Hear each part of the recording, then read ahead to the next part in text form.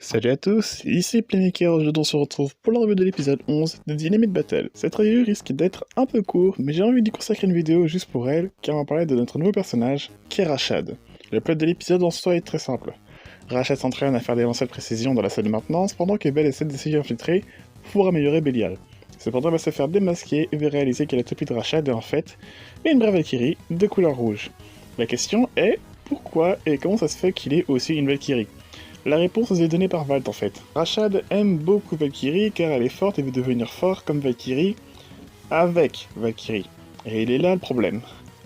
Alors quand je parle de problème, c'est pas un problème de scénario, non, c'est un point qui est directement lié au personnage et qui, je l'espère, sera développé par la suite. Si dans la revue précédente j'avais mis en avant le fait que Belle avait du mal à accepter la défaite, disons que Rashad lui a du mal à trouver sa propre identité en tant que blader. Depuis qu'il n'est plus le perso principal de l'anime, donc depuis le début de la saison 3, Valt agit comme un mentor pour la nouvelle génération. Son but est de trouver des jeunes bladers talentueux, pas de créer un Valt 2.0.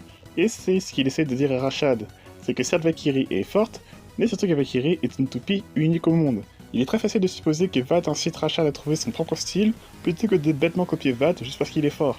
Un point qu'on peut facilement transposer dans la réalité, que ce soit pour Beyblade ou pour d'autres choses.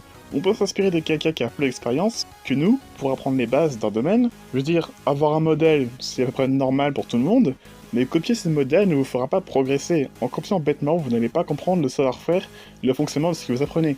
Et si jamais vous faites face à une difficulté, vous ne saurez pas du tout comment réagir, parce que vous ne l'aurez pas appris. Vous n'aurez pas appris la méthode.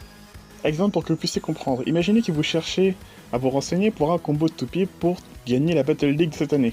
Vous voyez un combo que beaucoup de personnes jouent, et vous vous ramenez en tournoi avec, car si tout le monde la joue, c'est forcément un bon combo super fort. Sauf que malheureusement vous vous faites battre, et vous ne comprendrez pas forcément pourquoi. Parce que tout ce que vous aurez vu c'est la toupie en elle-même, vous n'aurez pas vu la méthode de comment la jouer, comment la lancer, et de quelles conditions la jouer aussi.